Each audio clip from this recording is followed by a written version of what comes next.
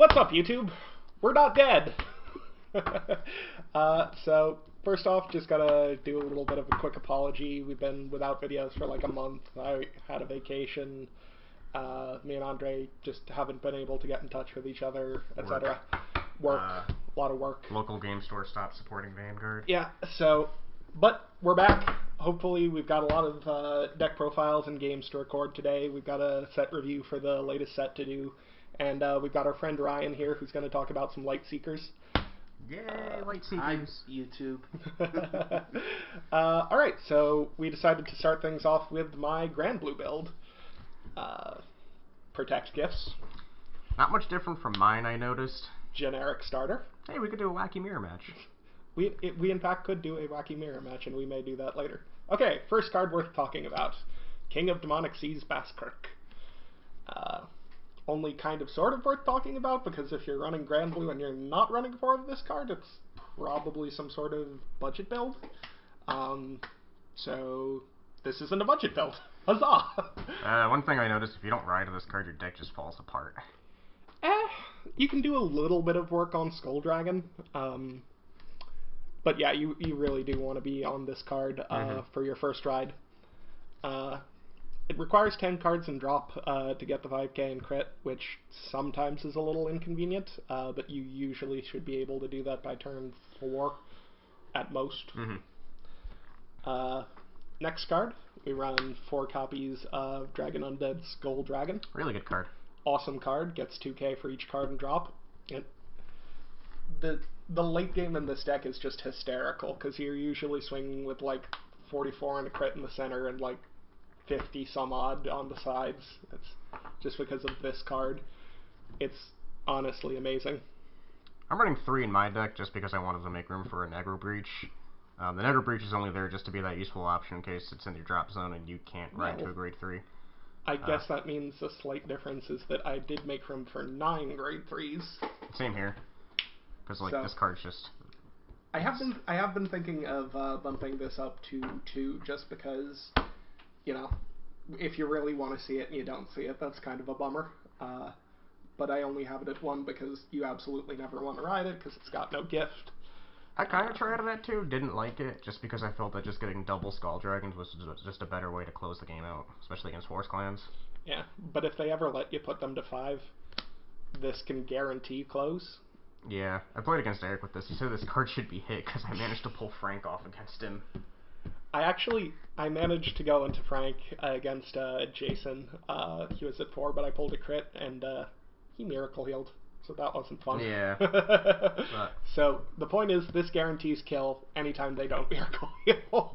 It's also good for the OTT matchup, especially in other Protect clans. Yes, yeah, you'll notice that a lot of Protect clans got Sentinel Stop just specifically for that OTT matchup. It's actually a pretty good thing game design-wise, because at least it makes OTT not completely dominant. So going on to the grade 2s, we have 4 copies of Ruin Shade. Because why wouldn't you? Absolutely. She's amazing. You want to see her all the time. You want to see her in early game. Really helps you fill up that drop zone. 17k beat stick. Swings for great numbers. If you have Cutlass behind her, she's 23k, which is important to hit Force Clans. She's just absolutely amazing in every facet. I kind of want the Origin Rare, but, you know, I'm cheap. Same here. Next up, something that I have had to discuss in the past. I run 4 copies of Commodore Blue Blood. So the reason why I'm running 4 and the reason why I'm running this card is because A, he's great in early game. B, if you can get him off, he really helps fill the drop. C, he's always going to put pressure, especially on even on Force Clans, because he swings for that 13, and if it ever hits, you get the draws off. I really like this card. A lot of people don't, because, you know, it never gets its effect off. You could play something that, you know, has a more viable effect every time it hits the board, but I think just having that consistent pressure works for me. I think it also works really well against Excel clans, because one thing I notice is I'll just ride the grade, I'll ride the grade 2 and just use that grade 2 to swing at a rear guard, and then just have this. It's like, you need the counter blast, you're gonna take it. Give me a +1.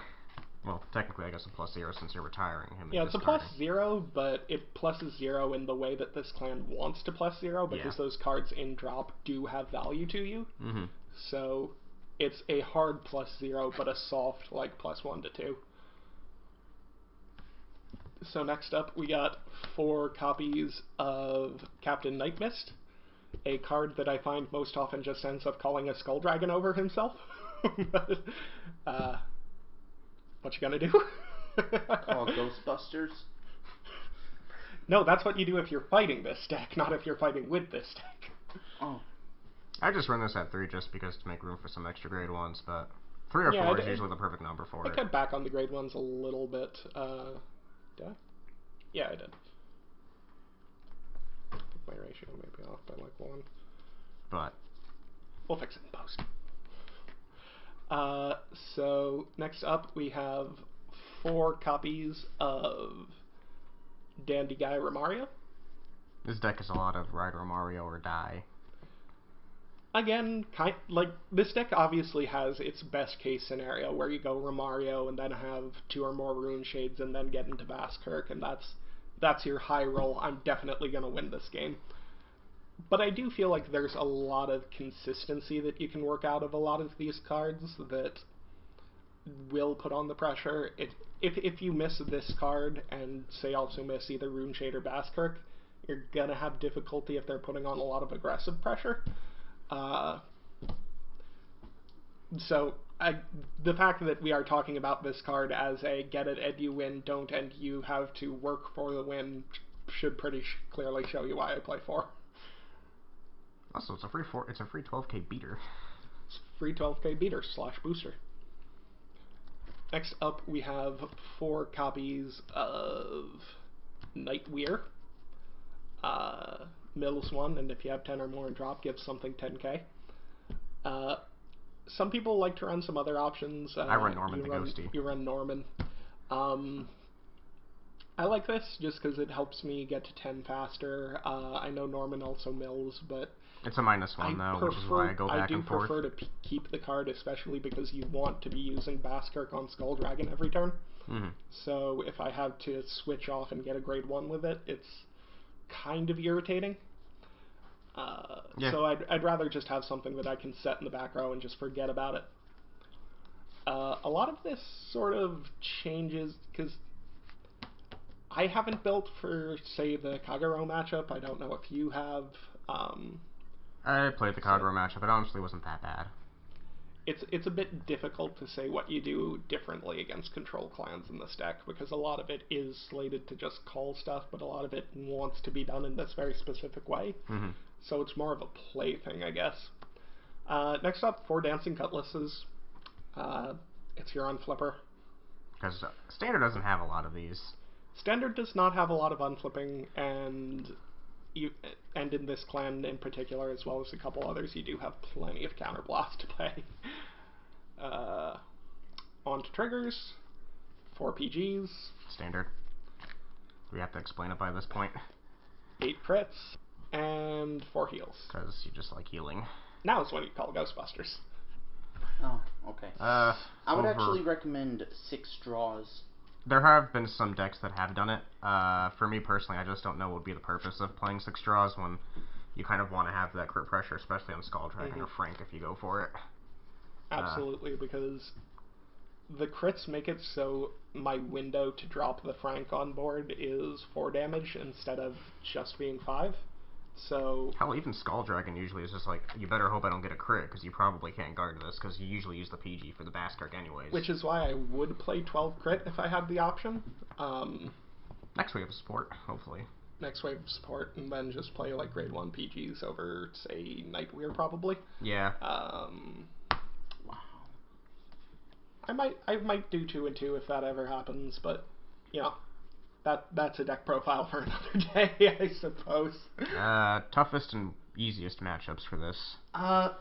So the easiest matchup is definitely anything that wants to get into late game, because the longer you go against this deck, the more setup you can do with the drop zone, the more you can just really put those big pressure columns on board. Yeah, I noticed this deck does very well against horse clans like Spike Brothers, not a problem. Royals, not a problem. Kagura, not a problem. D-Police, a little bit, because they can come back pretty well, I've noticed, but usually this deck seems to do solid against the forest clans. Cell's a whole other story, though. Yeah, does well against Tachikaze. That's what I was gonna... early aggression tends to hurt this deck, because you want to have your time to set up your drop zone and all that, so... if you're not going to be able to do that because they're rushing you to death, then whoops. You know what I actually noticed? This deck has a really hard time against Nova Grappler. Yeah, that makes sense to Aqua Force, they can brick a little more than Novas, which is interesting how I'm saying that. But because Perfect Rise is guaranteed 2 stands, or hell, even a Serikaiser, versus Aqua Force, which might not have the rear guards needed for an aggressive presence, Nova Grapplers is quite a pain in the ass for this to deal with. Well, yeah, like I said, anything that applies a lot of aggression early on. But overall, Dex is solid. It tends to be a general theme with Protect clans that, you know, they like to get into late game, and if they don't, a little bit of a problem. Do you think you could take this to a regional and do well with it? I think it depends on the makeup of the clans there, obviously, because if people are used to this strategy and know how to fight against it, you really just have to hope to high roll and get the right draws, which in a sort of tournament setting isn't the best way to be playing. So just on a metagame level, it depends what the people there know about this deck. Yep. As far as like good and bad matchups in the meta, it has a lot of good matchups in the higher tiers, and most of its bad matchups are in the lower tiers, so if that's what you're worried about, it's a pretty good pick. That's about all I can say. It's not the first deck I would take to a regionals just because I like OTT better right now. But solid deck. Nice. I enjoy it. Yep. It's really good. It's a lot of fun. I love having Baskirk back. So, that's this deck profile. Remember to do all the YouTube things you're always encouraged to do, and we'll see you in a minute for, I guess, Andre's video. Yeah? Spike Brothers! Spike Brothers! See you there.